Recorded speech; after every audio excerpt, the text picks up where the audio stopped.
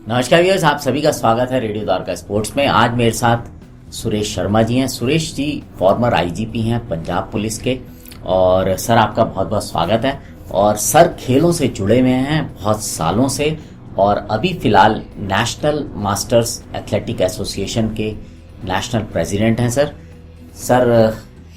मैं आपसे विशाल जी, thank you very much मेरे को ये चांस देने का कि मैं जनता को, या जो भी एल्डर्स हैं, एल्डर्स जिनको पहले वेटरन्स कहते थे, आजकल मास्टर्स कहते हैं, क्योंकि ये वेटरन शब्द ऐसा लगता है बूढ़ा हो गया आदमी लेकिन जो मास्टर्स है ना, उससे लगता है कि मास्टर हो गया उस चीज का।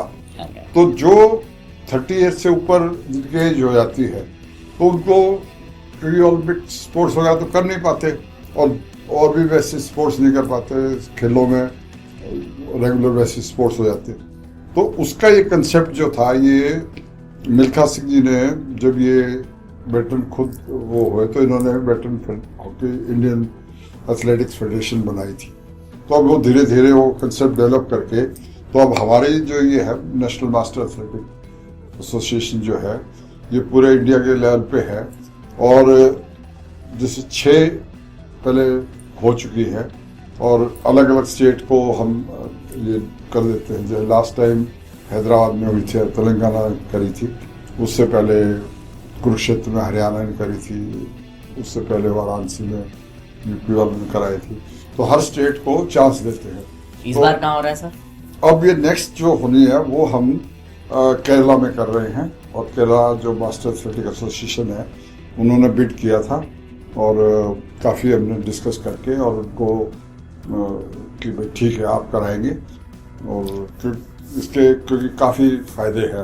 एक तो जो केरला स्टेट है, उसमें जो एथलीट्स है, जो स्पिरिट है, वो इंडिया में इतनी कहीं नहीं है। क्योंकि जो एथलेटिक्स के वुमेन ले लो, टीम ले लो, रिले की टीम ले लो, हाई जंप, लॉन्ग जंप ले लो, और जो ये अपने अकेडमी भी चला रही है उषा, पीटी उषा, इस तरह की वहाँ और भी अकेडमीज हैं। और वहाँ जो एक स्पिरिट, स्पोर्ट्स एथलीट स्पिरिट जो है, वो बहुत अच्छे एथलेटिक्स के इवेंट्स। तो ये सोच के हमने आपकी वहाँ कर दिया। सर, कितने करीब खिलाड़ी इसमें पार्टिसिपेट करते होंगे, और कितने, मतलब अगर मैं पूछूं प्रोसीजर क्या रहता है पार्टिसिपेशन का? इसका ऐसा है, जितने भी स्टेट हैं उनको, जैसे अभी से हमने तैयारी कर दी, जनवरी में एंड ऑफ जनवरी 28 to 2025 में होना है। तो वेल इन टाइम उनको इन्फॉर्म कर दिया, और हर स्टेट के जो सेक्रेटरीज हैं, जो एसोसिएशन हैं, उनको इन्फॉर्म कर दिया। तो क्या है, वो हर स्टेट अपना पहले टूर्नामेंट करती है। उसमें वो सेलेक्ट करती है भाई, उस हर एक वहाँ से जब अपने अपने सेलेक्ट जो एथलीट्स होते हैं वो आते हैं फिर। तो ये जो एवरेज है, ये अराउंड 3000 के करीब ऑल ओवर इंडिया आते हैं वहाँ पे। सर, इतना बड़ा जब कोई भी इवेंट होता है, 3000 एथलीट्स इसमें पार्टिसिपेट करेंगे, तो बहुत सारी चीज़ें होती हैं, बहुत सारी। तो ये सब चीज़ें कैसे मैनेज होती हैं? रहने का इंतजाम, खाने का इंतजाम, बहुत सारी फैक्टर। हाँ, ये बहुत बड़ा इंतजाम होता है, तो इसके लिए बहुत एफर्ट लगते हैं। और पहले हम जाके, जैसे हैदराबाद में था, तो पहले हम जाके उधर इंस्पेक्शन करते हैं, कौन सा स्टेडियम करेंगे, कौन ऑफिशियल्स होंगे, फिर आपके पास स्पॉन्सर्स कौन हैं। तो जैसे पिछली बार जो थे, वहाँ पे जो लाइव प्रेसिडेंट हैं आंध्रा के, वो तेलंगाना के मिस्टर रेड्डी थे, उनके पास 20 इंजीनियरिंग कॉलेज है। तो उन्होंने कहा मैं ठहरने का भी, खाने का भी सब इंतजाम मैं करूँगा। तो हो गया। अब केरला में अब जो होना है, उसके लिए अब हमने, क्योंकि केरला में ऐसा जो एसोसिएशन है इतनी रिच नहीं है, but technically they are very good. तो हम अब क्या कर रहे हैं, उनके लिए स्पॉन्सर्स खुद मेहनत करेंगे।